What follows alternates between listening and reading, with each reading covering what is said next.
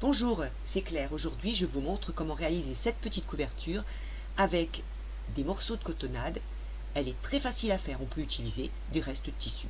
Ça va très bien. Allez, on est parti. Tout d'abord, donc j'ai pris des cotonnades que j'ai bien lavées avant, des morceaux de 75 sur 30 cm de large. Moi, j'ai pris 5 couleurs différentes. Mais à vous de choisir, hein. Il faut au moins 4 couleurs différentes.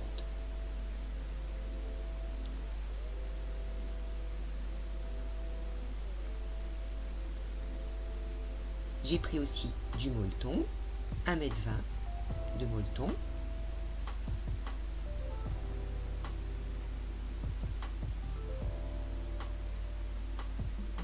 Et puis pour terminer, 1,20 m de tissu de coton pour le fond. Pensez bien à tout laver, hein, ça rétrécit. Première étape, eh bien, je trace des bandes de 5 cm dans mes tissus et je les découpe.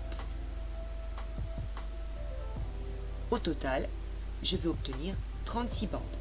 Donc, quelles que soient les couleurs que vous avez prises, le principal c'est d'avoir vos 36 bandes de tissu de couleurs différentes.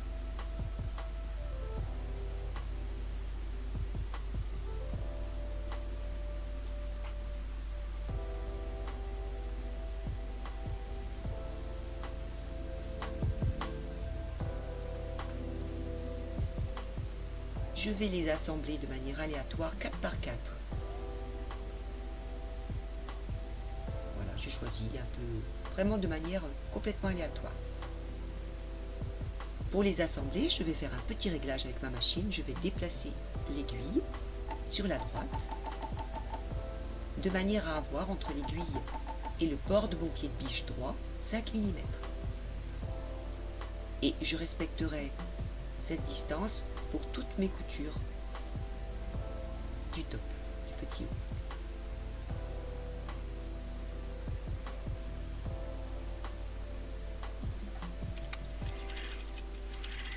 Voilà, j'assemble à 5 mm, au droit, contre droit, par bande, 4 par 4.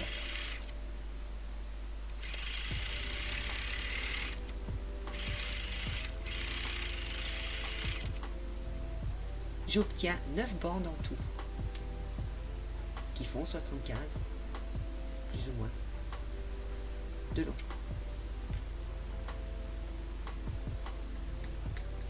Je les repasse bien avec les coutures toutes du même côté. Je vais égaliser le bord pour que ce soit bien propre et bien droit. Donc je vais couper.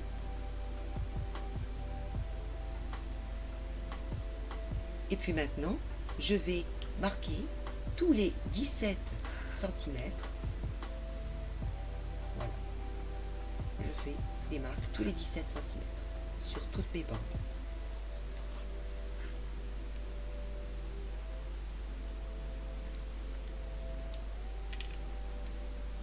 Je vais couper.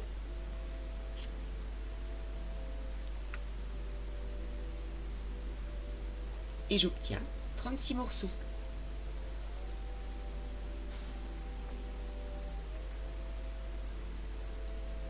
Je dispose des 36 morceaux pour que ce soit joli. Vous avez vu, les bandes sont un coup vertical, un coup horizontal, un coup vertical, un coup horizontal. C'est ça qui fait le charme.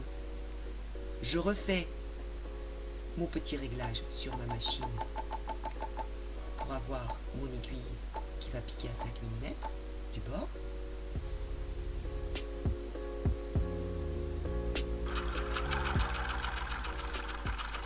Et j'assemble par bande déjà. Donc mes morceaux, je les assemble déjà par bande. Et j'obtiendrai 6 bandes.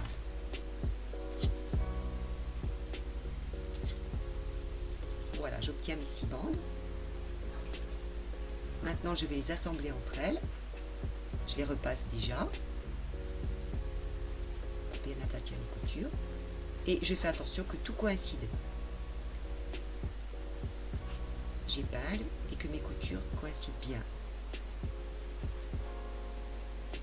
Pour que ce soit plus joli.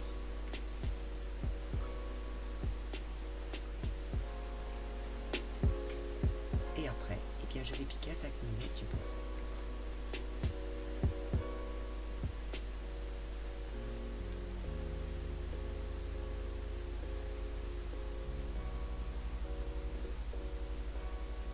Voilà, tout est assemblé. On peut donner un petit coup de fer par-dessus pour bien aplatir tout. Et maintenant, on va poser tout ça sur le molleton. On va bien épingler le tout. On va faire bien attention que ce soit bien plat en dessous, dessus. Ne pas hésiter à épingler au milieu, épingler sur les bords. Et après, on coupe le molleton en trous. On va positionner ces deux morceaux-là sur le tissu de fond, sur le coton. Là, pareil, on fait attention que tout soit bien plat. On épingle à nouveau.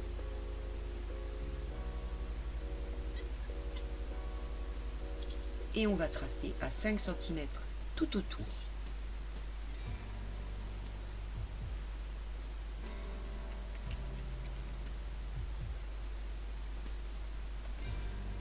Ensuite, on va découper une fois qu'on aura tracé tout le tour à 5 cm.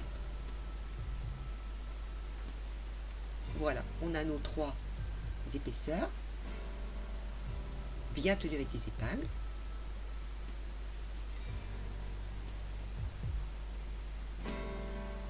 On va piquer sur les coutures. Cette fois-ci, plus besoin de régler notre aiguille, hein, on la laisse comme elle est normalement. On part du milieu et on va vers les bords. Donc ça y est, j'ai surpiqué partout dans les coutures et j'ai un quadrillage derrière. Voilà. Quand je retourne, on voit que j'ai un quadrillage.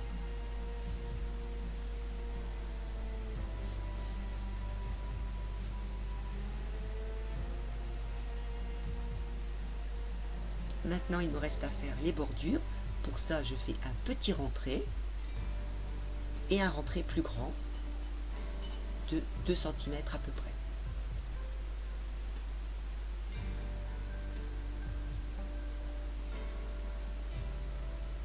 Voilà, 2 cm à peu près. Donc je fais déjà un côté.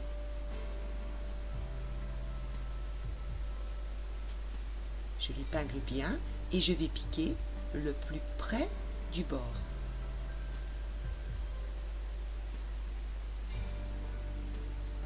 Quand j'ai piqué, eh bien, je fais l'autre côté, le même principe.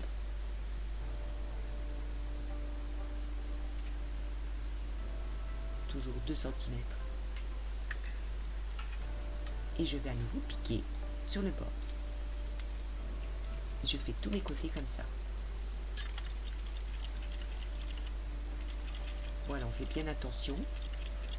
On pique vraiment le plus près possible du bord.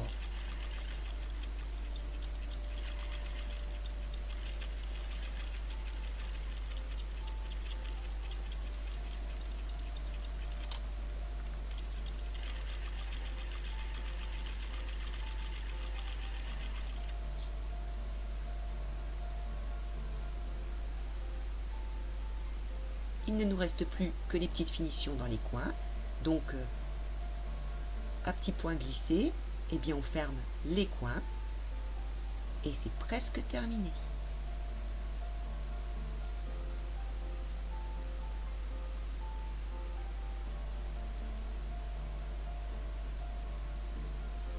Et bien voilà, c'est fini.